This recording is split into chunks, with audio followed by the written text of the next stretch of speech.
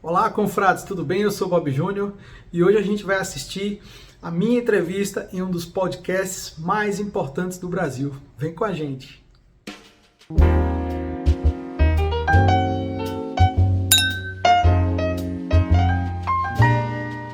Nobres confrades e confreiras, tudo bem com vocês? Olha, hoje a gente vai assistir um resumo aí dos melhores momentos da minha participação no podcast MangabaCast, um dos podcasts mais importantes do Brasil, mais importantes do Nordeste. O Adelton e o Marcelo fizeram grandes perguntas aí, perguntas espinhosas, polêmicas, então a gente foi ali, conversamos sobre vinho brasileiro e muitos outros temas. Foi muito legal, foi descontraído.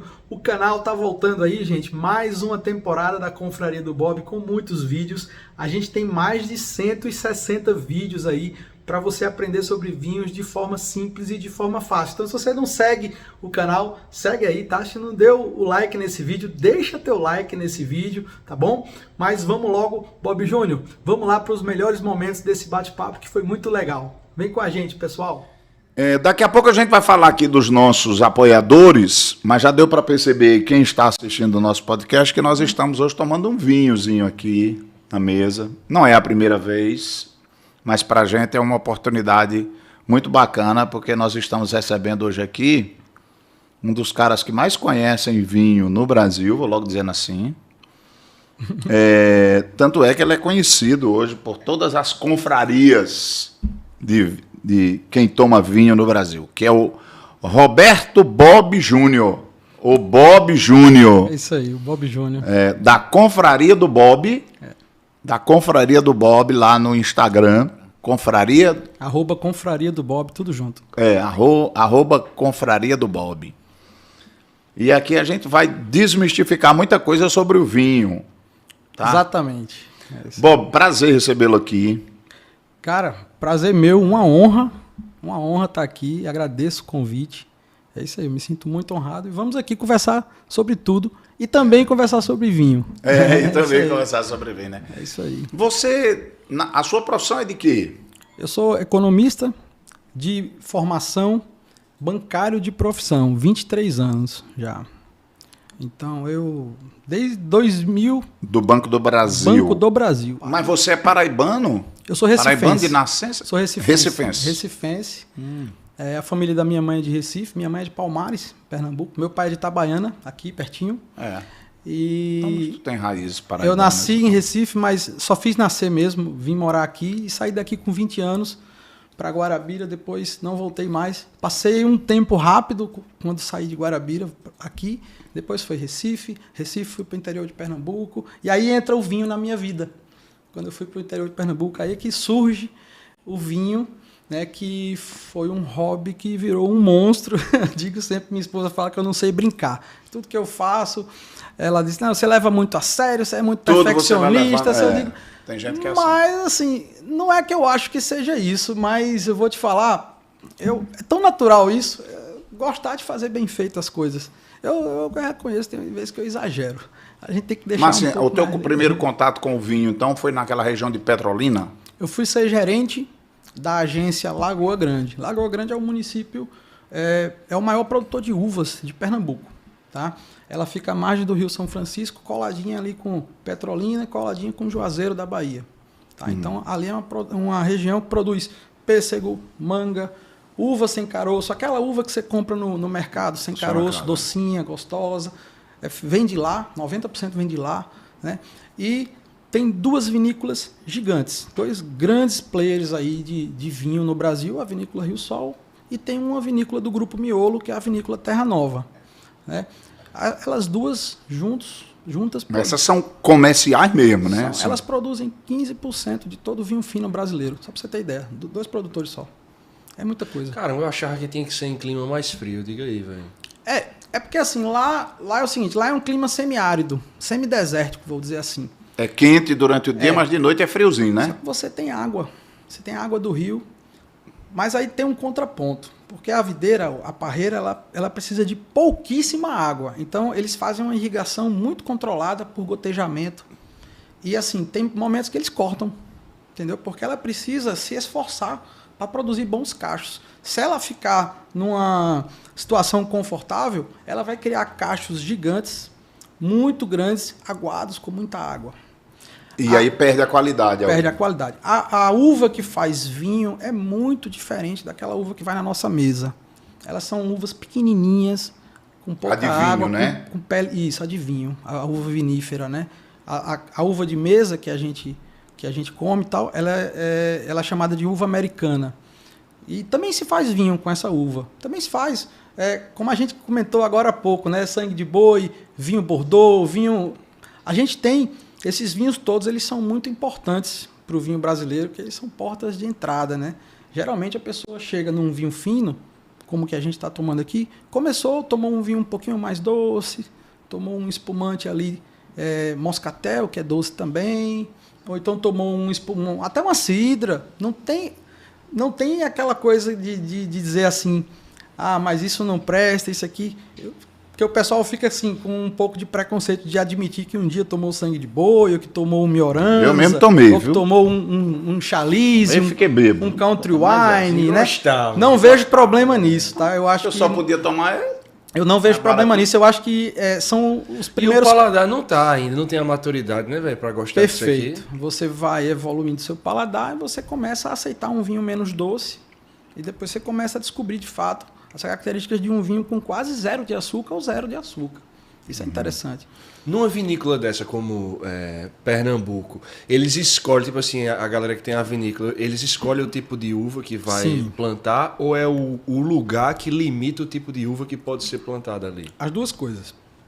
Eles têm direcionado as espécies de uvas que eles querem plantar, beleza, mas eles fazem muitas experiências para ver quais que se adaptam melhor ao solo e ao clima. Principalmente o clima. O clima é muito quente. Voltando à história do clima, né? Porque eu fui ser gerente lá em Lagoa Grande. É porque é estranho você falar de uva no lugar quente, né? Eu pensava que não podia, que não Então, porque eu fui ser gerente lá em Lagoa Grande e a conta corrente da Vinícola Rio Sol era na minha agência. Então o pessoal ali me convidou para um dia conhecer, no sábado, conhecer a vinícola. Eric foi lá em Petrolina, levei ele para conhecer a vinícola. Então, assim, passei a frequentar a vinícola, né? Passei a comprar os vinhos que eles produziam lá. Daqui a pouco, daqui a um tempo, eu estava me flagrando, bebendo menos cerveja, bebendo mais vinho. E foi aí que tudo começou. Mas voltando à questão das uvas. Lá, por exemplo, a uva tinta mais plantada é a Syrah.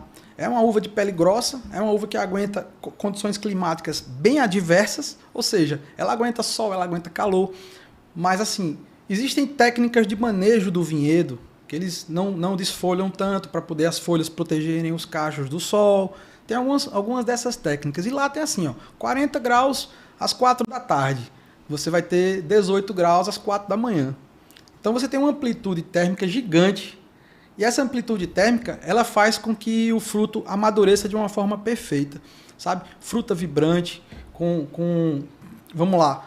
Como é que eu posso dizer assim? É aquela fruta que você come assim, de que fruta nova, que fruta, sabe? Eu não estou tentando... Sente sabor nela, um sabor inigualável. Isso. E o vinho, isso levado para o vinho vai ter muito mais a característica particular daquela uva, o vinho varietal. O vinho varietal é o vinho que ele é feito só de um tipo de uva.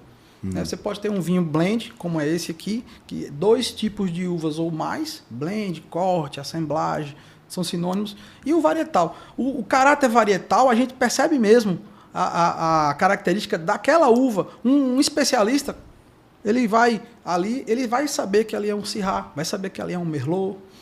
Então, lá sim, as uvas brancas que mais se adaptaram, uvas portuguesas, Alvarinho, vamos lá aqui, Sauvignon Blanc também, que é uma uva francesa.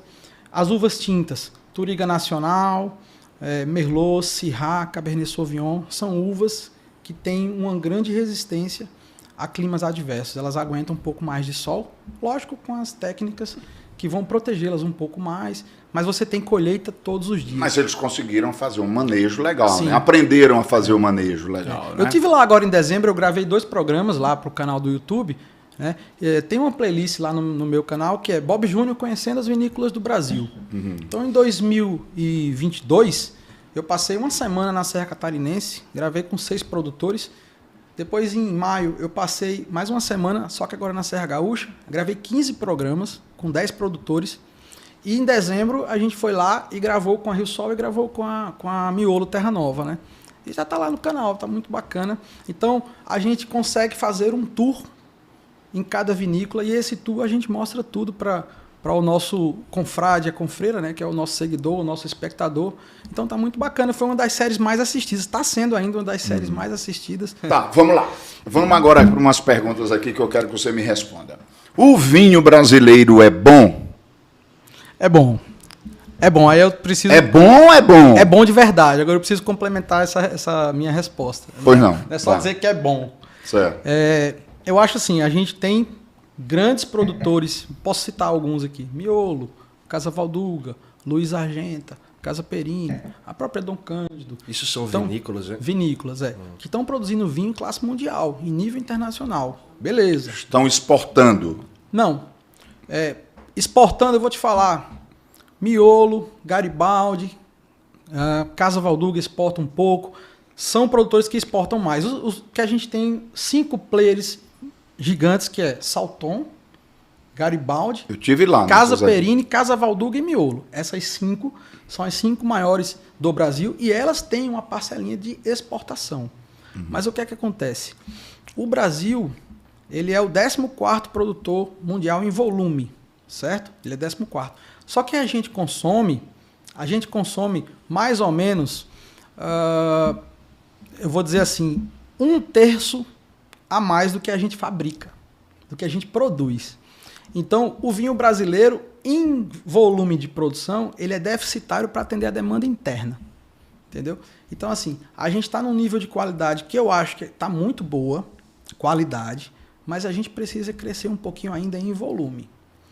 Então, novas vinícolas surgindo na Serra Gaúcha, produtores que já existem, já criando vinhedos. Você tem hoje Serra do Sudeste, que é mais próximo a Porto Alegre, um pouquinho a sul de Porto Alegre. Você tem a Campanha Gaúcha, região de Bagé ali, já na divisa com o Uruguai, que são regiões que estão crescendo, né? A gente tem hoje, vou te falar, o Distrito Federal faz vinho, Goiás faz vinho, Pernambuco, Bahia, Espírito Santo, Minas Gerais, São Paulo, Rio de Janeiro.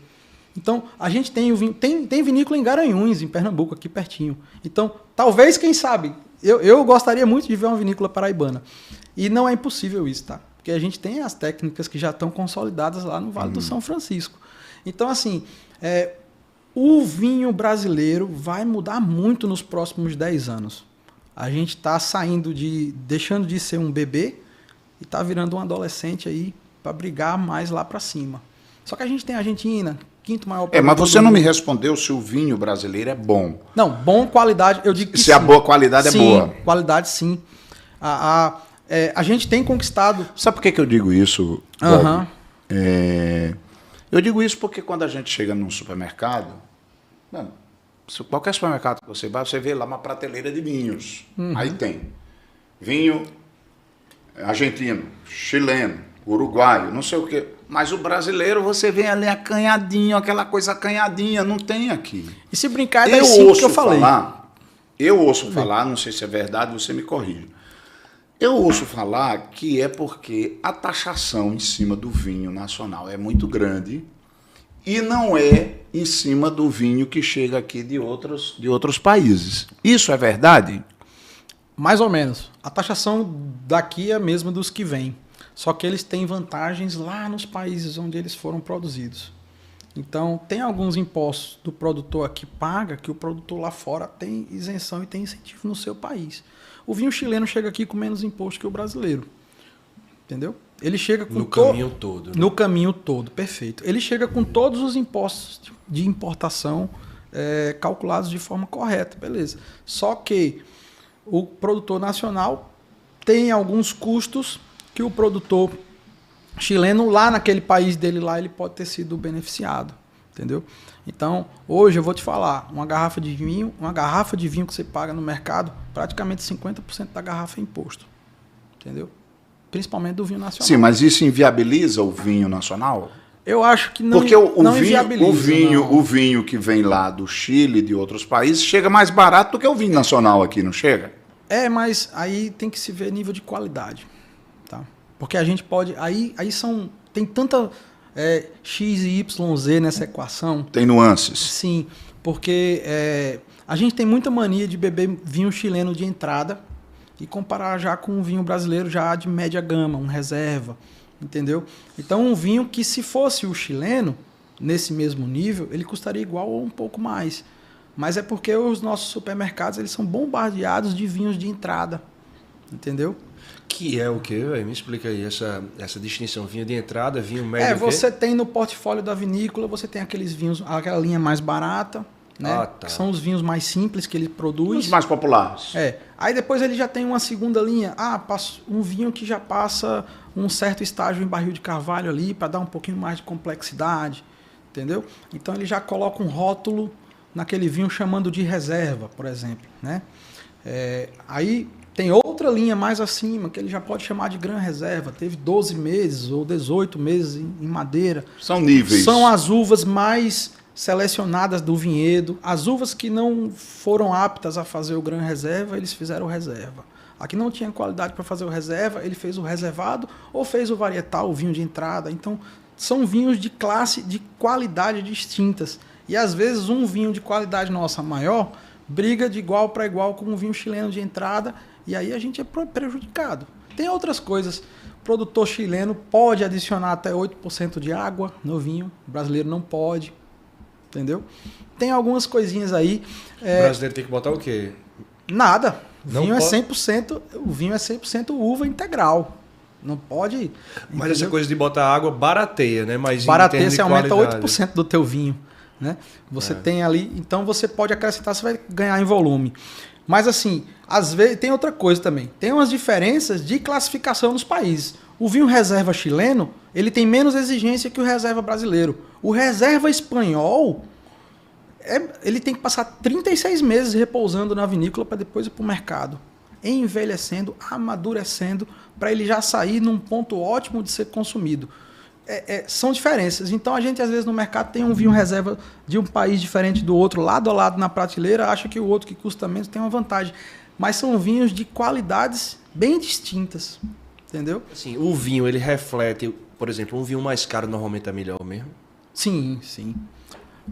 Mas olha só, ele tende a ser melhor. Não significa que ele foi melhor, porque tem até o teu gosto pessoal. Você pode gostar de um vinho mais simples e mais frutado, você pode gostar de um vinho super encorpado, um vinho complexo, entendeu? Um vinho que tem tanino mais presente, a gente pode falar também sobre tanino, entendeu? É muita questão de gosto pessoal. O que é melhor para ti não pode não ser o melhor para ti, entendeu? Eu, por exemplo, adoro espumante. Tomo muito espumante. Espumante, quase 30% do meu consumo é de espumante. Espumante é vinho. É só um vinho gaseificado, naturalmente. E eu fui numa vinícola para ver como se faz o espumante. Meu amigo, é uma ciência para fazer um espumante, viu? Sim. É um cuidado todinho, tem que ir lá virando as garrafinhas, né? Então... Ali é o método tradicional. Você, para fazer o espumante, você faz um vinho branco e deixa ele guardado. Depois você vai pegar o segundo vinho que está fermentando ainda, mistura com aquele vinho que está pronto, que chama de vinho base, né? Mistura os dois, coloca na garrafa, fecha, pode jogar as leveduras ainda para continuar a fermentação e bota na garrafa e deixa a garrafa lá. Você vai girando, são 3/4 de volta. 3/4 de volta todo dia, para poder agitar as leveduras e que ela, ela participe ali de todo o líquido que está dentro da garrafa. Né? E a garrafa vai fazendo assim. Vou pegar esse aqui como exemplo, a garrafa vai fazendo assim. Você vai pegar a garrafa e ela, à medida que ela está quase pronta para ir para o mercado, eles vão inclinando ela, inclinando, e as leveduras vão se decantando para o fundo da garrafa. Né? No final elas já estão quase assim. Aí tem um processo de congelar o bico, porque as leveduras vão estar ali, né? Porque se você fizer assim, agitar, vai ficar turvo. Parece parece um leite, vamos dizer assim. Você faz assim, parece um leite. Mas só que ela vai estar aqui, então ele vai lá, congela com hidrogênio líquido, -15, desce ali, 2 minutinhos, congelou o bico, abre a tampinha de refrigerante, que não é ainda aquela rolha cogumelo que vai para o mercado, vai sair só uma parte congelada com toda a levedura e o espumante todo branquinho dentro. Aí coloca aquela ciência, viu, para fazer. Coloca aquela rolha de cogumelo, fecha com aquela gaiolinha que você dá 5 voltas e meia, rotula e vai pro mercado. Aí sim. Quer dizer, legal, é uma ciência. realmente. Eu não sabia nunca que era vinho. É vinho. É vinho. São dois vinhos. Espumante é vinho. A diferença é que ele tem gás. A diferença é que ele tem gás. Que esse gás é natural. Por quê? Por que tem gás? Porque ela fermentou dentro de um ambiente fechado, o gás não escapou. É diferente de um vinho tinto que o tanque é aberto lá em cima. Então, a gaseificação escapa para o ambiente e ele não tem gás. É o resíduo do processo ali, Isso, exatamente. E isso torna ele mais caro também, né? Não, depende. Ele não é mais caro, não? Não, tem os espumantes elaborados pelo método Charmat, que os dois grandes métodos de elaboração de espumantes populares no mundo é o método tradicional, também chamado de champenoise, que é champenoise, que vem de Champagne, que é lá naquela região de Champagne, na França, acima da Borgonha, ali, você tem o método Charmat. Charmat é o nome do cara que criou esse método, e a segunda fermentação, em vez de ocorrer na sua única garrafa, ocorre em tanques pressurizados. Então, esse aí barateia muito. Você tem espumantes bons aí, brasileiros, método Charmat, 35, 40, 45 reais. Bons. E aí eu falo que eles são minha cervejinha, porque eles são bebidas refrescantes, são bebidas simples, são bem simples, não são complexas. Elas têm aquela gaseificação, boa acidez, vibrante, bom para tomar numa praia, numa piscina, num happy hour com os amigos. Poderia substituir a cerveja. É minha cervejinha, eu digo que é. Virou minha cervejinha. O espumante brasileiro, o método Charmat, hoje virou minha cervejinha. Eu falo sempre isso. Mas o Brasil também tem uma boa produção de espumantes? Espumantes? Tem. Aí que sim. O Brasil é reconhecido internacionalmente por esse estilo de espumante. Ele é procurado no mundo inteiro. O Brasil exporta muito isso. Aí são aqueles grandes lá que te falei. Casa Perini, Salton, Casa Valduga. Casa Valduga criou... Eu fui lá na a Casa Valduga criou uma vinícola só para esse tipo de espumante, que é a Ponto Nero. Ela só faz espumante pelo método Charmat. Interessante. Né? Casa Valduga, Miolo, são essas 5 grandes aí. E a Garibaldi. Que fazem esse espumante aí em grandes volumes. Hoje já estão surgindo outras também. A gente pode falar que tem mais outras vinícolas, né? Tem até uma pessoa aqui perguntando, Fabiano Serrano, ele está perguntando, Roberto, meu amigo, tu conhece ele? Conheço, um amigo Ele meu do Marista. Marista. Você poderia citar algumas vinícolas da região Nordeste? Da região Nordeste, sim. Assim, 100% Nordeste? 100% Nordeste. A vinícola Rio Sol, lá de Lagoa Grande, é uma vinícola 100% nordestina. Lagoa Grande não é a Lagoa Grande aqui da Paraíba, não. É Lagoa Grande lá de Pernambuco, né? Pertinho de Petrolina. Isso. Tem a vinícola Uva, novíssima, já está ganhando prêmios aí. Ela tem uns 5 anos que está instalada e agora está produzindo.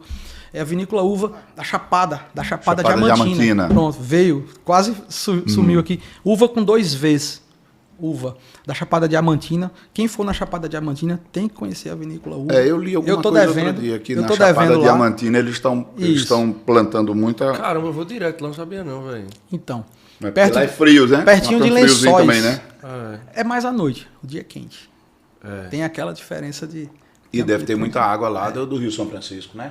Vou te fazer aqui algumas perguntas sobre hábitos do vinho, tá? Boa. Que com certeza tu deve saber, velho. Porque eu vou te contar uma coisa, cara. Eu não sou um bom tomador de vinho. Tem alguns hábitos do vinho que me chamam a atenção. Por que toda vez que se abre uma garrafa de vinho se cheira a tampa do vinho? Essa tampinha, essa cortiça aí. Isso hoje é desnecessário. Foi uma cultura... a gente tinha uma doença... Porque o cara que não entende de vinho, eu digo que é o cara que não entende. A primeira coisa que ele faz é cheirar a rolha para dizer que entende. Porra, cara. Isso é desnecessário. Isso foi uma cultura que veio lá dos anos 1800. Por quê? Porque existia uma grande incidência de contaminação dentro do ambiente que fazia vinho, sabe? A doença mais comum era o Beauchonnet, que a rolha fica com cheiro de papelão, fica com um cheiro um pouco oxidado, um cheiro um pouco até apodrecido, tá? Para saber se a rolha estava com doença de Beauchonnet, né? Tem outra doença que pega o vinho, que é Brett, que é Brettanomyces, que vem de uma bactéria. Então, assim, hoje em dia, o nível de limpeza, o nível vamos supor, de asseio, de tecnologia utilizada dentro de uma vinícola de grande porte, dentro de uma vinícola de primeira linha, esse nível de contaminação é quase zero. Então, a gente hoje praticamente zerou Vou te falar, eu digo assim, praticamente zerou, porque você vai ter ali 0, alguma coisa de vinho que ainda vem com contaminação. Então, é desnecessário hoje cheirar. Mas isso foi uma coisa que... Foi pegando, é o ritual, né? É um ritual, é. Porque aí, cara, essa questão do ritual é isso que eu acho que às vezes, isso que afasta o vinho das pessoas. Sabia? Ah, não, tem que ser a taça tal, só posso tomar vinho na temperatura tal, só posso tomar vinho com a comida tal, com a comida Y. Eu acho que você tem que tomar vinho comendo a comida que você gosta. Você toma o vinho que você gosta comendo com a comida que você gosta. Tem regra? Tem regra. Tem regra que você vai, porque, vou falar, harmonização. O que é harmonização entre vinho e comida? É quando você pega um vinho aqui e uma comida aqui, e os dois, eles vão ficar melhores juntos do que separados. O vinho vai enaltecer as características da comida, a comida vai enaltecer as características do vinho. Isso se chama harmonização. Só que, cara, se eu quiser tomar vinho tinto com camarão, que nos manuais diz que não. Que não dá certo, cara, se você gosta, faça, meu amigo, entendeu? A gente é isso que a gente tem que fazer, a gente tem que fazer aquilo que nos agrada. Eu acho que a regra está ali, se a gente quiser viver novas experiências boas, experiências únicas, mas a gente tem que fazer o que a gente gosta, tomar o vinho que eu gosto. Se eu quiser tomar gelado demais, porque eu gosto de tomar mais gelado. Outra pergunta que eu vou lhe fazer. Toma-se vinho gelado?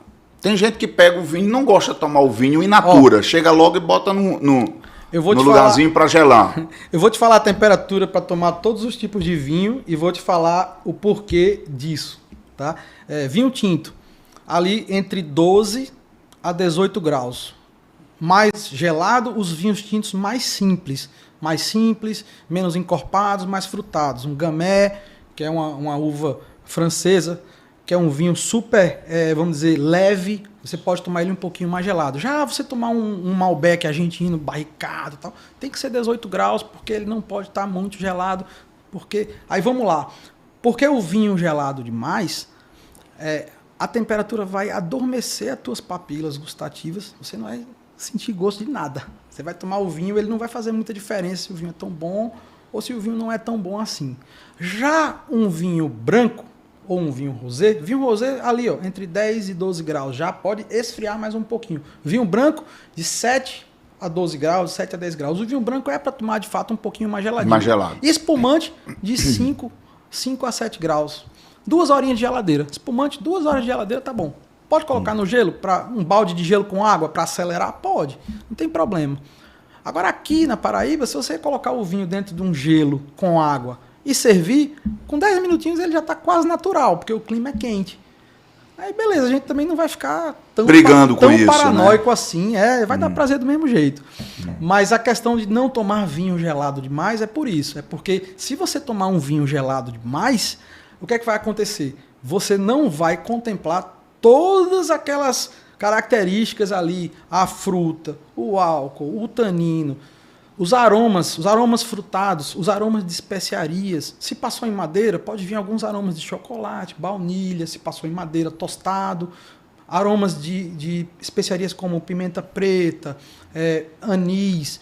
Tudo isso a gente pode encontrar num vinho tinto que passa em madeira. Se eu tomar ele todo gelado, eu não vou sentir nada. Quando tu diz passa em madeira, é porque ele ficou repousando no barril. No barril, como a cachaça faz também. Como a cachaça faz Exatamente, também, né? Exatamente. Aí tem os barris novos, de primeiro uso, tem os barris usados de segundo, terceiro, até quarto uso ainda se usa, e tem barris de mais de 10, 15 anos que se usa sempre. Por quê? Porque a madeira ela é porosa.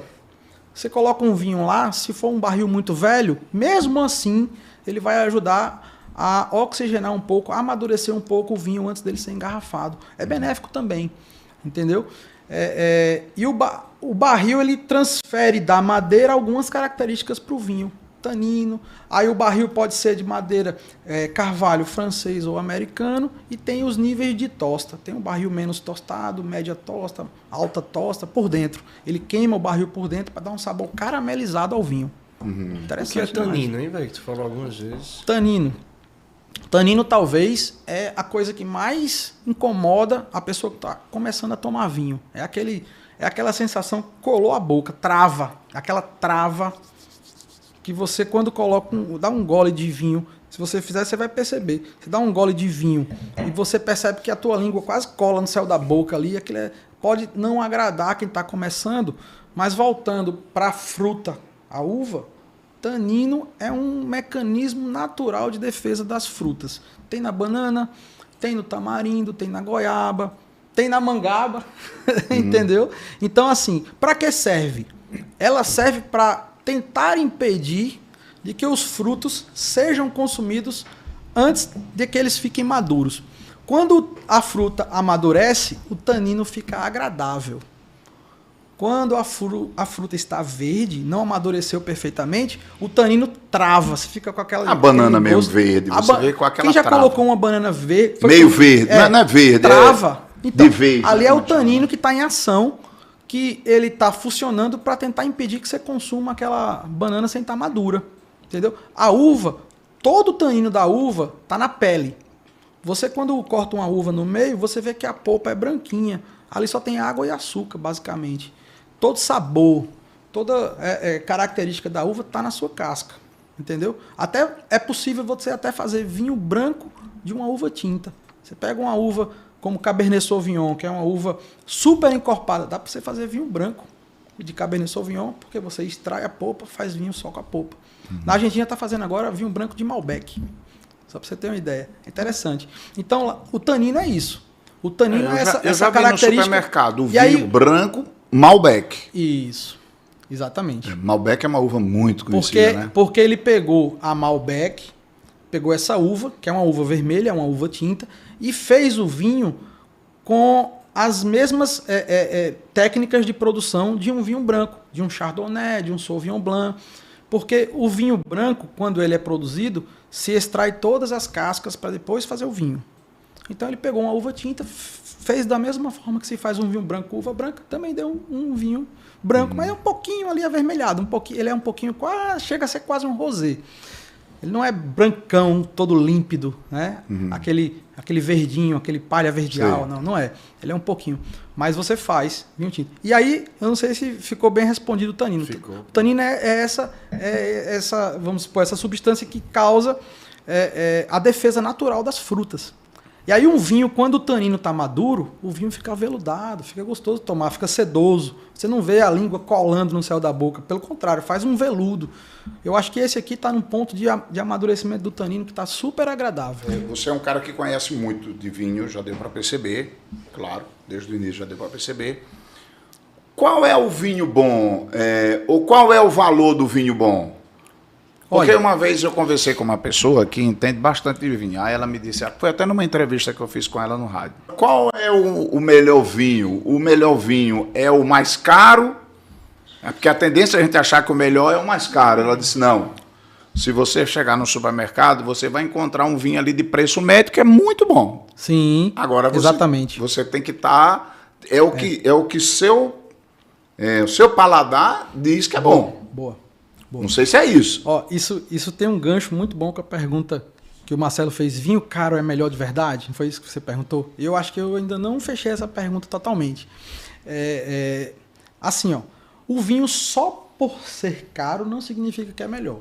Existe uma tendência de vinhos mais caros serem as melhores uvas, as melhores garrafas, as melhores rolhas. Pra você ter uma ideia, tem rolha de vinho tão especial que custa só a rolha, vem de Portugal, custa 5 euros. Entendeu? Só a rolha. Então, aqui quando a gente foi fazer esse vinho, a gente ia escolher papel com um brilho na assinatura, tal. Isso ia aumentar R$15 na garrafa. A gente decidiu não fazer. Então, são essas coisas que tudo influencia no preço do vinho. Tem muita coisa que influencia no preço do vinho. Aí, voltando para a pergunta. Ele tem a tendência de ser melhor. Nem sempre ele vai ser, tá? Porque até mesmo a gente pode não estar preparado para tomar um vinho tão complexo, tão intenso, tão encorpado. A gente teria que estar provando outros vinhos de classe mais simples, com mais fruta, com menos madeira, tal, para a gente poder adaptar nosso paladar a percorrer essa estrada, para daqui a algum tempo a gente estar provando um vinho mais complexo. Aí a gente vai ter prazer de provar um vinho mais complexo, um vinho de alta gama. Aí vou chegar ali. Tem um programa lá no canal que eu faço... periodicamente, que é o queridinho, é o sucesso, chama Vinho Bom e Barato. É o custo-benefício. Tem que ser vinho que eu comprei, que eu provei, que eu degustei, que eu avaliei, e aí depois de tudo isso, eu digo, cara, esse vinho é bom, Eu acho que ele gosta. Porque o que é o vinho bom? Aí é para a pergunta. O que é o vinho bom de fato? O vinho bom é aquele vinho que ele está equilibrado.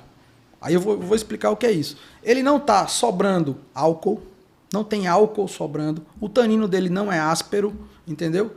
Ele não está estragado, logicamente, estragado assim, ele não passou do ponto de ser tomado, mas basicamente é o equilíbrio. Equilíbrio do vinho é quando o vinho tem várias arestas.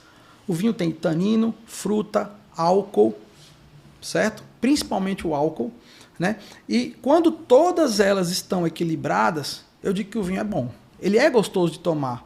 Isso eu estou falando de uma forma um pouco mais técnica, mas a pessoa que não entende nada de vinho toma o vinho que está equilibrado e ela vai sentir prazer.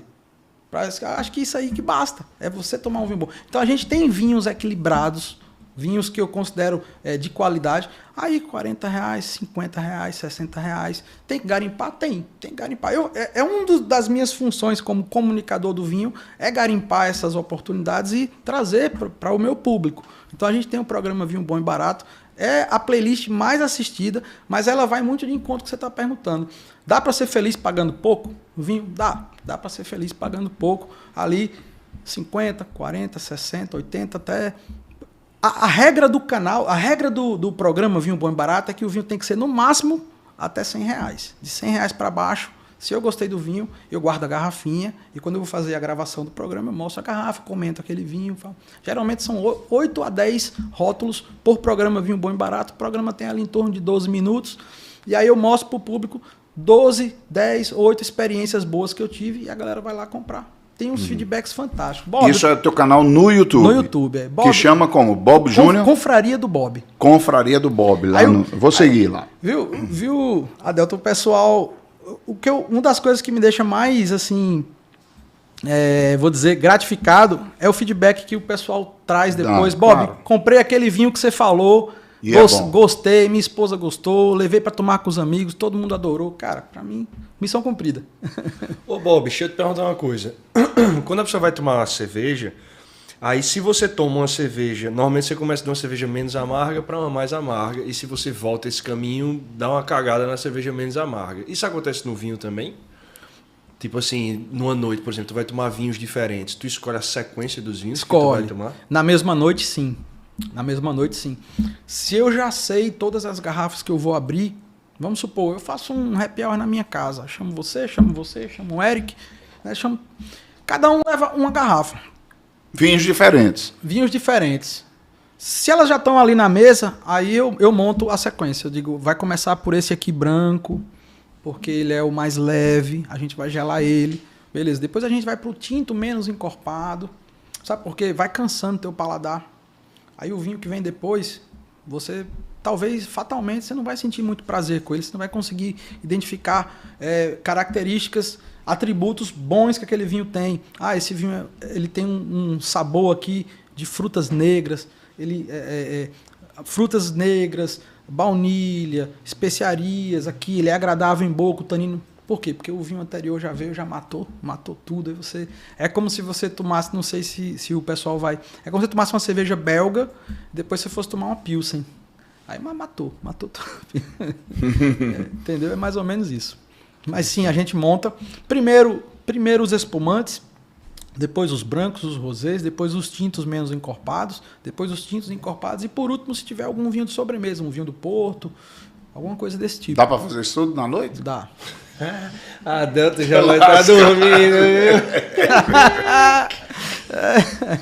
O cara chega trêbado, né, cara? Quando tem vinhos parecidos, de mesma característica, aí eu boto primeiro o mais jovem, depois o mais envelhecido. Mas dá, viu? É bom, a gente realmente... Não, isso é uma trabalheira, viu, cara? Faço o que eu digo, não faço o que eu faço, né? Sim, aí a gente estava falando agora há pouco aí sobre a harmonização de vinho com os alimentos. Não foi? Você falou vinho sobre comida, isso? né? Aí tem aquela coisa, carne combina com vinho tinto. Sim. Peixe combina com vinho branco. Existe mesmo essa regra? Tem as regrinhas. Tem uma regra que você não precisa, talvez, ter muita decoreba. Eu sempre digo assim, um vinho mais leve, ele exige uma comida mais delicada. Um vinho mais levinho, ele exige uma comida mais delicada. A partir do momento que você vai indo para um vinho um pouquinho mais encorpado, ele te permite você ir para um prato de comida mais encorpado, mais forte, de sabor mais intenso. É mais isso. Isso seria uma... Você não quer decorar regra nenhuma, essa é a regra geral. Vinho leve, comidas delicadas. Vinhos mais encorpados, comidas mais encorpadas. Aí vem a questão de carne, peixe, frango, carne branca, queijo mais maduro, queijo menos maduro. Vamos lá. Um espumante branco brute. Cara, peixes, frutos do mar, ostra, que é muito, a gente tem muito na praia aqui, né? Vou ver aqui carnes brancas, queijos tipo brie, olha só, queijos mais delicados. Aí você vai para um vinho branco bem madeirado, você já pode ir para uma pizza, até uma pizza de 4 queijos, vai bacana, vai bem. Eu não tenho muita firula em casa, não. De noite eu quero tomar meu vinho, pego um tinto ali na adega, cara, corto um pedaço de queijo, um pedacinho de salaminho ali e tal. Não precisa fazer um prato de comida tal. Eu sou cozinheiro, mas não vou todo dia para a cozinha para preparar algo que vai combinar com o vinho. Coisa mais simplória mesmo, entendeu? Mas tem isso e por exemplo, a pessoa fala, vinho tinto não combina muito com peixes e frutos do mar. Depende. Peixes do mar e camarão do mar e outros frutos do mar tem na sua composição uma parcelinha ali de iodo. Do sal marinho tem iodo. E o que é que acontece? Quando você toma um vinho tinto que passou em madeira, quando você confronta com... Vou dar o exemplo clássico que é o camarão. Uhum. Como um camarão e toma uma taça de vinho. Se tomar esse aqui, meu amigo, você vai sentir um gosto metálico na boca. Um gosto de metal. Como se você estivesse chupando uma chave. Que é a combinação de duas substâncias. Entendeu? Né? Exatamente. O tanino bateu com o iodo. Não dá certo. Já você pode, um vinho tinto mais delicado que não passou em madeira. Como é que você sabe isso? Dá uma olhada na internet, na ficha técnica do vinho. Você pega ali, digita o nome do vinho. Lá você vai ver. Não passa em madeira. Opa, esse aqui eu posso tomar com um camarãozinho. Se isso me agrada, beleza. É porque tem algumas coisas que chocam mesmo. Tá? Quando é em madeira, ele descansa onde? Ele não descansa. Ele descansa em tanques de inox por um curto período ali, só para ele ter uma estabilização. Já vai para a garrafa, já vai para o mercado. São vinhos... Os melhores normalmente passam por madeira? Os melhores vinhos têm uma tendência de passar por madeira. Não é regra, mas tem uma tendência sim de passar por madeira. Os melhores vinhos, geralmente, eles passam um pouco mais de tempo na vinícola antes de ir para o mercado. Para já chegarem no mercado já prontos para tomar. Já com um pouquinho de amadurecimento. Tem uma galera que usa decantador, né? Aquilo perfeito. Ali... Você levou para o tema... Isso realmente faz diferença mesmo. Você bota ali, não sei o O decanter ele dá uma ultra aceleração no amadurecimento do vinho. Para que serve o decanter? 2 coisinhas básicas que serve o decanter. Primeiro, se o vinho for muito velho e tiver resíduos, aí todo o resíduo vai repousar lá no fundo e você vai poder servir. Ele fica o quê? Ele fica... São borras, né? Fica com gosto metálico também, assim? Não. Avinagrado. Vinagrado chama? Se ele tiver passado já do seu tempo de consumo, ele pode parecer avinagrado. Parece um vinagre, cara. Tem uns vinhos que a gente vai tomar, tipo, poxa, esse aqui tá cortando, Às vezes não dá nem para cozinhar com esse vinho. Não dá. Não serve, né? Já estragou. Então, aí, uma das funções do decanter é essa. Separar resíduo. Beleza, você pode colocar lá, ele vai dar aquela sentada, você pode até devolver para a garrafa, a borra vai ficar toda no decanter. Beleza. E a outra é um vinho de grande estrutura, um vinho que passou um tempo em madeira, passou um tempo na vinícola, uvas encorpadas, Malbec, Cabernet Sauvignon, Taná, né? E aí o vinho é jovem demais ainda, é um vinho, vamos lá, um 2021, só 2 anos só, mas ele só ficaria bom mesmo para tomar daqui a 3 anos. Você coloca no decanter. Ele vai entrar em um super contato com o oxigênio. Depois de 40 minutinhos ali, ele vai estar super agradável para beber. No decanter fica quanto tempo? A partir de meia hora para frente, você já começa a perceber diferença de sabor, diferença de aroma. Ele isso começa é que a abrir o vinho? Isso, exatamente. Isso aí que é abrir o vinho. Eu vejo a galera Agora, falando. se você simplesmente abrir a garrafa, deixar ela a garrafa cheia, aberta, 1 hora antes, não vai fazer diferença, porque a superfície da garrafa é muito pouca em contato. Tem que ser mesmo um decante para aumentar o contato do vinho com ar. Aí você vai ter uma mega amadurecimento, uma super aceleração no amadurecimento e ele vai ficar mais agradável depois ali de 30 minutos para frente. Ô, Bob, a indústria é pau, viu, bicho? Eles fazem tudo também para, eu não sei se é para facilitar ou eu não sei se é para diminuir mesmo os custos. Você considera, por exemplo, hoje se compra muito vinho no supermercado que não vem mais com rolha. Eu, quando vejo vinho que não vem com rolha, eu fico meio desconfiado. A tampa de rosca, né? Até aquela tampa de rosca que você quebra assim, parece uísque, né? Que você abre assim, né? A tampa scroll cap, que chama. Scroll cap é um termo americano. Na verdade... Aquilo modifica o sabor do vinho? Não, aquilo preserva o sabor do vinho. É um pouquinho de preconceito nosso também. Eu tinha preconceito até estudar um pouco mais e conhecer. Eu torcia o nariz quando eu via vinho com tampa de rosca. Caraca, e aquilo? Eu não gostava de comprar, mas depois fui entender um pouquinho mais. Cara, tem muita tecnologia ali. Para você ter uma ideia, a Austrália já usa tampa de rosca nos seus vinhos de guarda. Tem tecnologia ali, porque a rolha de cortiça, ela permite passagem de oxigênio. Então o vinho vai envelhecer. A troca de oxigênio com a atmosfera no vinho fechado é muito pouco, é quase zero. Mas existe um pouco de passagem. Já tem tampa de rosca, ela é feita para 2 anos de vinho, para você abrir em 2 anos, para abrir em 5, em 8, em 10. Caramba. Que ali tem um trânsito de oxigênio de dentro para fora da garrafa controlado já. Já tem tecnologia para isso. Então, hoje a gente pode dizer que isso não significa mais que o vinho seja ruim. Ali é questão da intenção do produtor. Ali são vinhos para serem tomados frescos, novos, refrescantes, jovens. Então você pode comprar o vinho com tampa de rosca, não tem problema.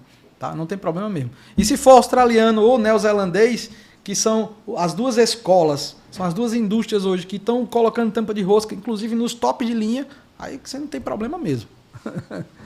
Tá? Porque eu acho que não vai ter essa cortiça para o resto da vida, tá? Isso aqui é de uma árvore chamada sobreiro, que só tem em Portugal. Portugal fabrica as rolhas para o mundo inteiro. Os caras não iam ficar nessa dependência, né? E tem mais uma coisa. O sobreiro, ele cresce, beleza, cresceu o sobreiro, a primeira descamação do sobreiro é em torno de 10 a 15 anos para você cortar toda a camada de sobreiro, uma camada assim de uns 3 dedos assim, que vai dar essas rolhas aqui. Depois que você tira a primeira camada, isso é sustentável, porque vai tirar a vida inteira. O sobreiro vive mais de 100 anos, você está ali. Só que a segunda camada é com 9 anos, a terceira é com mais 9, a quarta é com mais 9. A cada 9 anos é que você vai descamar a árvore de sobreiro para poder fazer rolha. Eles estão aumentando, inclusive, as florestas de sobreiro para poder atender, porque a demanda de vinho cresceu bastante.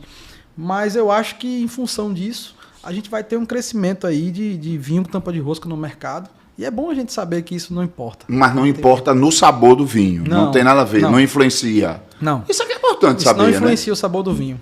Isso aqui é importante mito. saber. Pronto. É mito. Vai se criando mito. Bota né? logo um X aí. Vai se criando mito. Quando você chegou por aqui, que a gente estava já tomando aqui um vinhozinho aqui, um Dom Cândido, eu vi que isso aí é outra coisa que o cara, quando vai para um restaurante que quer aparecer bom tomador de vinho, a primeira coisa que ele faz é assim, ele cheira o vinho, né? E dá uma balançadinha na taça. Sabe? Balança a taça. Aí tem uns até que se arriscam a dizer, tem muita personalidade. Esse vinho tem muita personalidade. Vai te lascar, que tu sabe de nada de vinho. Muita frescura, né, bicho? Muita frescura, velho. Bicho. Tem muita frescura, velho. Me desculpe, viu? Nessa minha jornada que eu acho que isso atrapalha vender vinho. Também. Isso afasta as pessoas que estão orbitando ali trocar de bebida. Isso afasta um pouco. A pessoa acha que aquilo não é para ela, tem que estudar para poder tomar vinho. Eu acho que não, cara. Ó, não tem só o meu canal, tem muitos outros canais bons de vinhos na internet para você assistir, para você consumir conteúdo. Você quer estudar sobre vinhos? Beleza, você pode estudar sobre isso. Se você não quiser, também não tem problema. Hoje é fácil de pescar uma dica na internet. Você quer saber especificamente sobre a uva tal, você vai lá, você vai ter meu vídeo da uva tal, você vai ter vídeo do vinhos de bicicleta sobre a uva tal, você vai ter vinhos de tanta gente boa que está produzindo conteúdo. Então, você assiste ali 10 minutinhos, 15 minutinhos, você aprende muito mais. Mas assim, a gente tem que quebrar esses hábitos que afastam a pessoa do vinho, né? Que é justamente o que eu falo, tem que desafrescalhar o vinho. Não pode ser... cerveja é assim? Não. Não, cerveja... Todo mundo se sente super seguro de comprar uma cerveja, até uma cerveja especial. Não tem... Você se sente seguro, tranquilo de comprar. Aí quando você compra uma vinho, você fica... Não sei se eu compro, não sei se eu não fica compro. Todo cheio de perna. Assim, Não, cara, tem que meter bronca. Olha lá. Isso aí é teu canal, pô. Que coxinha tá colocando esse aí.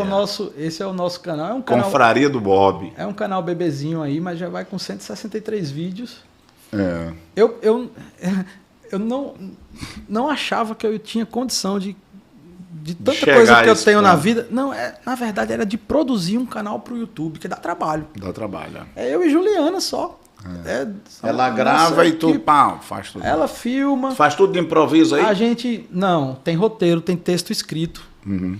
Tem alguns vídeos que eu tô com meu tablet, que eu leio por tópicos e vou desenvolvendo. Olha ali, ó, as vinícolas do Brasil, Terra Nova, Rio Sol, Tenuta, Fopp e Ambrose, Dom Cândido, Vinho Bom e Barato. Né? Esses aqui de baixo é o curso grátis que eu tenho. Aprenda Vinhos com Bob Júnior. São 9 vídeos. Aí tem, aprenda como degustar um vinho tinto, como degustar um vinho branco, como escolher seu vinho em supermercado, como organizar a sua adega, como degustar um espumante. Os espumantes brasileiros, se eles podem ser chamados de champanhe. Não podem. Não podem. Existe o registro do nome champanhe na OMC. A OMC é a Organização Mundial de Comércio. Assim como o Brasil tem registrado o nome cachaça. Você pode fazer cachaça na África do Sul, nos Estados Unidos, na Itália, mas você tem que chamar de aguardente de cana. Você não pode chamar cachaça. Mas cachaça está registrada. Está registrado agora, e tem né? regras. A mesma coisa é o champanhe. O champanhe, ele é um espumante igual qualquer outro espumante.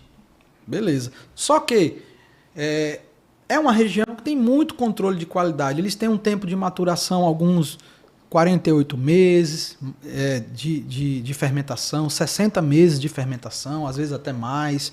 São uvas selecionadas, geralmente só Pinot Noir e Chardonnay, e um pouquinho ali de Pinot Meunier. Então, região de Champagne é uma região com regras bem rígidas de produção.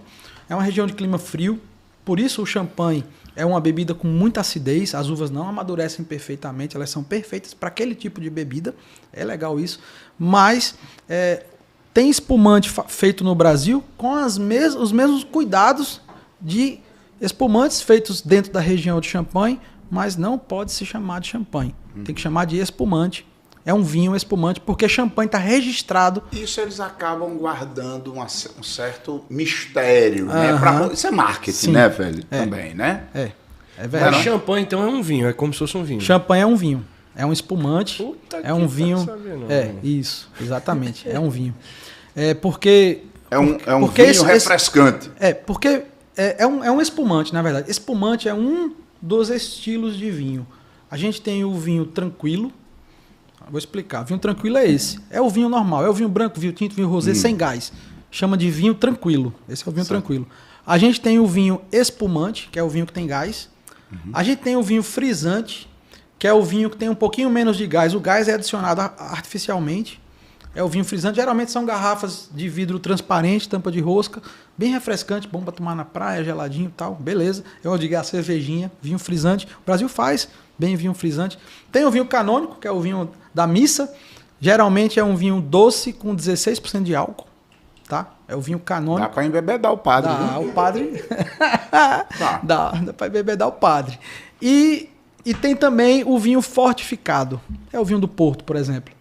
Que o vinho fortificado, por que fortificado? Tomei um porte porque ele geralmente é ali em torno de 20% de álcool. Ele recebe... Acho muito forte. Ele recebe uma adição de um aguardente de uva para que se controle chegar naquele patamar de 20% de álcool.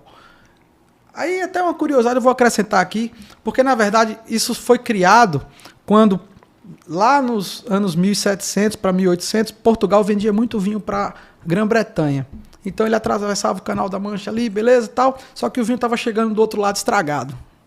E aí eles começaram a adicionar álcool no vinho e o vinho começou a não chegar mais estragado. E assim foi criado o vinho do Porto. Que é forte, entendeu? viu? E por que ele é doce? Porque durante a fermentação alcoólica é quando o suco de uva vira vinho. Como é que é isso?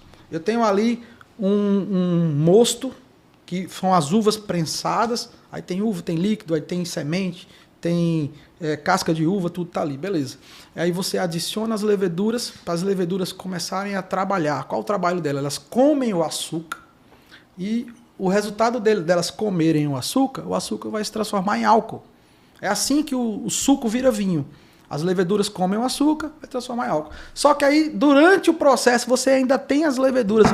Você ainda tem as leveduras ali trabalhando, elas estão trabalhando, e ainda tem muito açúcar residual em todo o ambiente, todo o tanque. Aí você acrescenta a aguardente vínica, que é o destilado de uva lá, mata as leveduras, elas param de fazer a fermentação, vai subir o nível de álcool, porque a aguardente vínica geralmente tem quase 70% de álcool ali. É colocado uma quantidade para se equilibrar, ficar ali em torno de 20. Vai matar as leveduras, vai sobrar açúcar. Elas não comeram todo o açúcar, elas não se alimentaram de todo o açúcar. Então você vai ter um vinho aí de 20% de álcool e com muito açúcar. É um vinho doce, mas tem vinhos do Porto maravilhosos. Tem branco, rosé, tinto, e eles não estragam, tá? Você pode abrir um vinho do Porto, depois você pode beber, deixar na geladeira ali, dá mais 3 meses. Meu irmão, é o seguinte, para terminar aqui a nossa conversa, eu vou lhe fazer algumas perguntinhas aqui que eu queria que você respondesse com sinceridade. Onde é que se fabrica o melhor vinho? Qual é o melhor vinho do mundo? Porque tem vinho em tudo que é lugar, né, velho? Isso é muito relativo? De gosto pessoal, tá? A gente tem a Argentina recebendo notas de 100 pontos no vinho, notas que vão de 50 a 100. A Argentina tem recebido notas de 100 pontos de críticos, grandes críticos internacionais aí de então, o vinho lá é bom. Argentina também, né?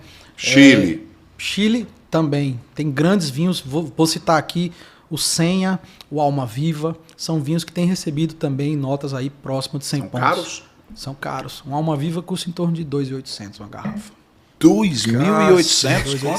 Mas tem vinho muito mais caro que esse, tá? Tá brincando, né? Tem vinho muito mais caro que esse. Itália, a gente vai ter grandes vinhos também.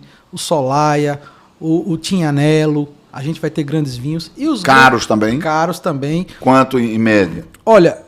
3.000 reais? Um Tignanello na faixa de uns 1.500, mais um Solaia na faixa de uns 3.000 reais. Caramba. Mas tem vinho mais caro que esse. Tem vinho de 30 mil euros. Né? O Romanée Conti. Romanée Conti é uma vinícola que tem na Borgonha, na França, que ela tem 1,5 hectare só. E ela já tem vendida essa safra, a safra do ano que vem, a safra já virou commodity. Né? Já virou uma commodity. E hoje você não consegue comprar. Nem que você entre na fila para comprar. Eu tenho os 30 mil, tá aqui. Você é a Ferrari dos vinhos. Exato. Entendeu? Como é o nome do vinho? Romanée Conti. Então a gente consegue ali. Tem que vender o mangá para comprar a garrafa. Com 1,5 hectare, eles fazem em média 6.000 garrafas por ano. Entendeu? E é pouco. E os chineses estão comprando tudo. Chineses? É impressionante. Então, se você quiser entrar na fila para comprar, você não consegue. Eu tenho dinheiro, quero comprar, não consegue comprar. Os chineses vão na frente e compram. Vão lá na frente e compram. É impressionante. Mas vamos lá. África do Sul. Eu vejo muito pessoal falar da África do Sul. Uhum. Também tem vinho bom? Tem muitos. Austrália. Austrália. Estados Unidos. Estados Unidos, a região da Califórnia, a região de Washington também. Muito a Pinot Noir. Né? Estados Unidos, a Pinot Noir, a Chardonnay. Qual é a uva da sua preferência? A minha é a Syrah. A uva preferida é a Syrah. Uva tem branca. Syrah muito aqui no Brasil? Tem. Sul de Minas ali faz uma boa Syrah. Na Serra Catarinense provei também Syrah, muito bom. E também no Vale do São Francisco. Faz um Syrah fantástico, o Testard da Miolo. É um vinho... Por que o Uruguai só tem Taná? Eu fui lá no... Foi uma uva que se adaptou bem Eu ao fui clima, lá ao em solo. Uruguai, cara, só tem Taná, para tudo que é lugar Taná. São duas coisas. A uva se adaptou bem ao solo e ao clima, bacana. E a outra, ela encontrou uma uva para levantar a sua bandeira e dizer isso aqui é o símbolo do vinho. É muito marketing também. É o símbolo do vinho uruguaio, Taná. Fala em vinho Uruguai, Taná. A gente tem bons Tanás brasileiros também. Tem, né?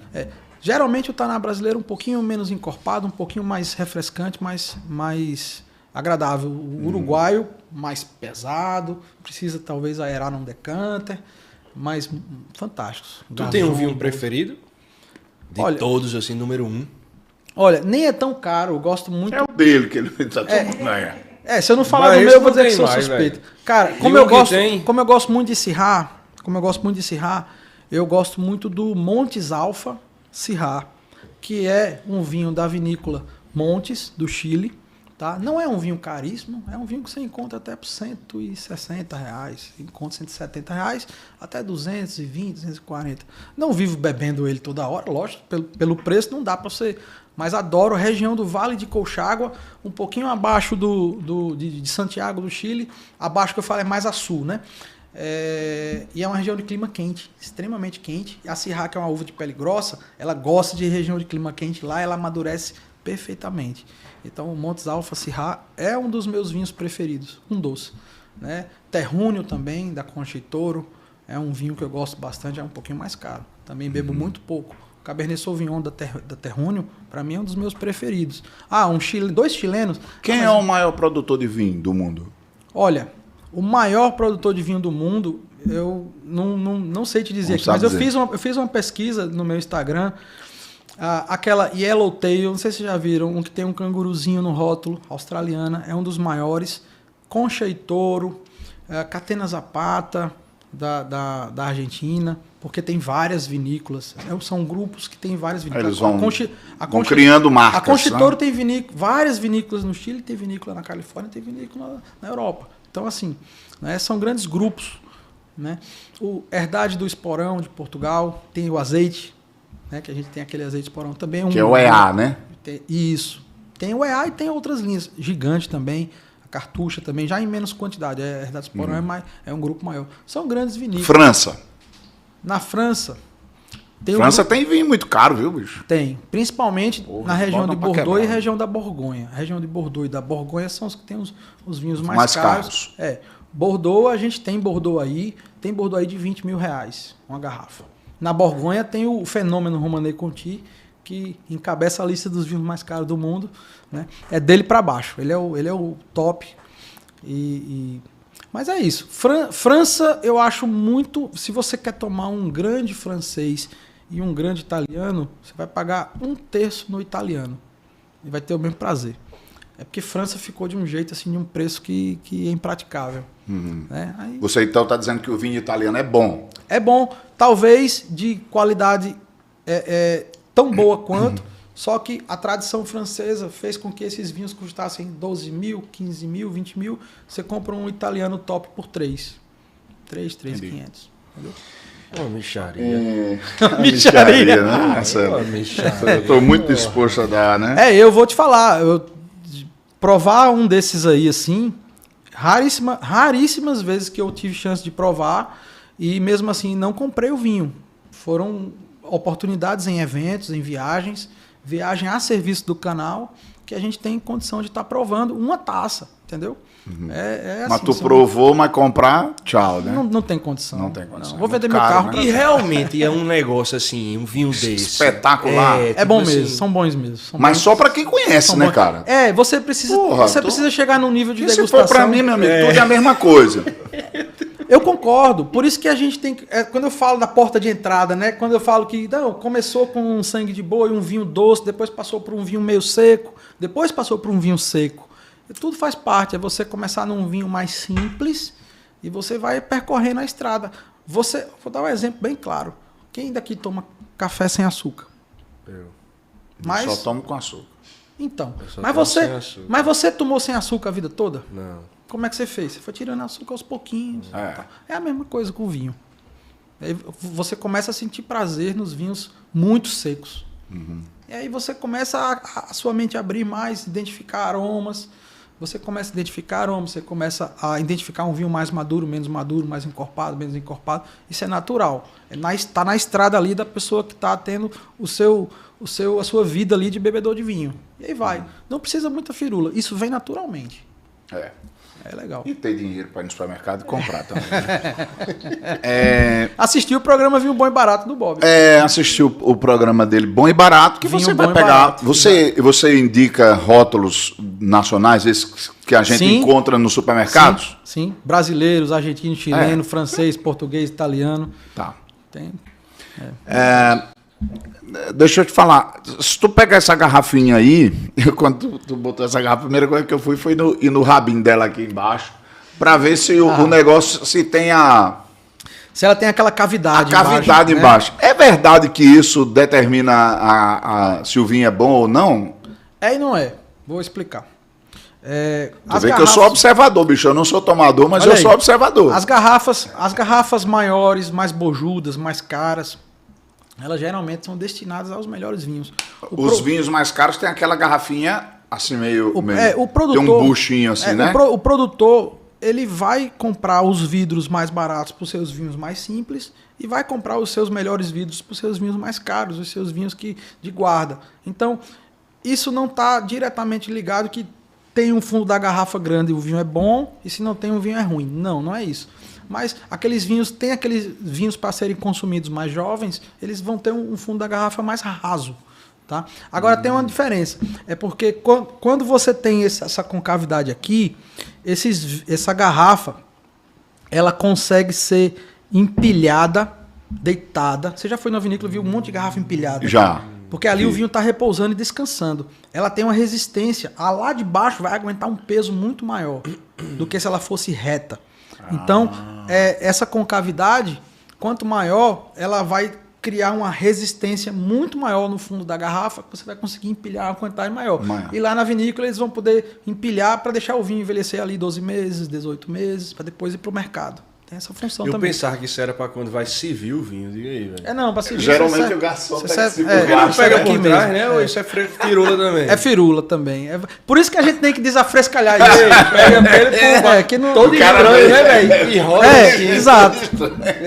Exatamente. Por isso que tem que desafrescalhar. Esse aqui é o Vibo. Esse aqui, cara, eu quando eu vi esse vinho na loja hoje... Esse aqui tem cara de quem? Da Vilmanet. Esse aqui não é baratinho não, viu? Tô logo avisando aí. Esse aqui, eu vou dar o preço dele agora mesmo. Esse aqui tá uns R$160 mais ou menos, não tá? Você foi na mosca. Não é não? Foi. Eu vi pela cara aqui. Eu tive nessa vinícola, eu já conheci essa vinícola lá em 2017, eu fui com a Ju. Era verão lá no Chile e... Cara, ela é muito bonita. Porque Malbec sempre dá um precinho mais acima, não dá? Então, e olha só, tem um detalhe aí. Isso aqui é Malbec com um Cabernet. Com Cabernet Sauvignon do Chile. A tradição de fazer Malbec na América do Sul não é do Chile, é da Argentina. Não é do Chile. Mas a Vilmanet, ela tem uma fama de fazer um dos melhores Malbecs do Chile. Interessante isso aí. É do Vale de Colchagua também, pertinho da Montes. Então a gente esteve lá numa tarde, tava quente pra caramba, foi um verão, dezembro no Chile. Tava temperatura e ela é linda, cara. Ela tem um centro equestre, tem uma pista de hipismo e no fundo você tem a Cordilheira dos Andes ali, tudo branquinho, bonito, congelado ali, e você morrendo de calor e ali a gente tava tomando um vinho rosé. E essa vinícola, quem não conhece, vale conhecer, a Vilmanet, muito legal. Vilmanet. Uma das mais bonitas que eu já conheci, cara, vou te falar. Esse vinho o cara encontra aqui no Brasil para comprar ou tem que comprar pela internet? Pode falar a loja? Pode falar. Comprei na Engavinhos, ali perto do seu Dedé, no Manaíra. É bem frequentado lá, na Engavinhos, né? Isso. Eu vou pelo menos anotar o nome aqui, né? Que no dia que eu estiver disposto para gastar um pouquinho. Olha aí, ó. E vamos provar. Eu tô fazendo. Tô ficando bêbado. Eu tô falando. Sabe o que eu achei? É violenta a balançada do bicho, sabe? Não é uma balançada devagar, não. É violenta. Ele passa o tempo todo fazendo isso, cara. É natural, é treino. É só, você não vai. O que é que tu pretende com isso, fazer Eu isso? pretendo oxigenar o vinho para fazer um mini trabalho que o decanter faria. Eu estou oxigenando aqui para poder ele evoluir um pouco, o tanino ficar mais agradável, que quando o tanino fica mais oxigenado, aí ele... Mas isso é só na primeira dose, né? Não, durante todo o tempo que eu tiver a oportunidade, eu vou girar aqui minha taça para o tanino oxigenar, e quando ele vai oxigenar, a ação do oxigênio no tanino deixa ele menos agressivo em boca. Oxida Tenho um medo pouco de também. derrubar, velho. Mas é só... Caixinha que disse ali, Vai quebrar a taça. Vai derrubar. O que deixa o vinho seco é o tanino? Não, o que deixa o vinho seco é a ausência de açúcar. Seco é uma classificação de açúcar. Agora, bicho, esse Tem aqui o vinho esse doce, aqui é diferente mesmo. Tem o do vinho outro. doce, meio seco e seco. Entendeu? Tá bom por hoje. Então até X gramas, faço prova. tá bom de vinho por hoje. Até X gramas de açúcar, de 0 a 0. Um exemplo, eu não tô com a escala perfeita aqui na minha. Mas vou dar um exemplo. De 0 grama até meio grama de açúcar por litro, ele é seco. De 0,5 grama de açúcar até 15 gramas de açúcar, ele é meio seco. De 15 gramas para cima, ele é chamado de doce ou suave. Entendeu? Então ele ser seco é porque ele é o tipo de vinho que tem menos açúcar. É o vinho com menos açúcar que existe no mercado, é o seco. Show de bola. Não acho agradável cheirar o vinho assim, não, velho. É? Não sinto cheiro direito, não sinto cheiro de álcool. Não, esse mas esse aqui é Esse bom. aqui tem, Esse aqui é bom. esse aqui tem fruta, especiaria, madeira. Cara, Esse aqui é... fruta negra, Eu assisti um preço, filme, fruta negra velho. compotada. Eu assisti um filme do cabo que é sommelier. É só prática. Meu irmão, é exigente daquele jeito mesmo, velho. Que os caras, pra ser sommelier, ele tem que acertar. O bicho tem que dizer a uva é do ano tal, não sei o quê. Que doideira da exatamente. porra, Ali, não sei se foi o Sam que você assistiu, que é do Netflix. Sam Into the Bottle. Eu não vou lembrar, É uma série, já vai no terceiro ou no quarto episódio. Não, é um filme mesmo. Eu acho que era um filme. E aí eles estão ali concorrendo para fazer a prova de Master Sommelier, que é o título mais alto do mundo do vinho, né? E nessa prova ela tem um índice de reprovação de 80%. Essa prova, só para você ter uma ideia como a prova é difícil. Tem um índice de reprovação de 80%. E você precisa distinguir com o nariz todas as espécies de uva. Você tem que saber se o vinho é mais velho ou mais novo, se passa em madeira, tudo só com o nariz. Também em boca você também saber identificar tanino, álcool, se o álcool é alto, se o álcool é mais baixo. Tudo isso eu faço esse exercício. Meu irmão, muito obrigado, cara. Foi um prazer conhecê-lo. Que é isso. O Érico falava muito de você aí. Uma honra para mim estar aqui, uma honra para mim. Estou muito feliz. E eu estou muito satisfeito de ter lhe conhecido. Você é um cara de astral muito legal.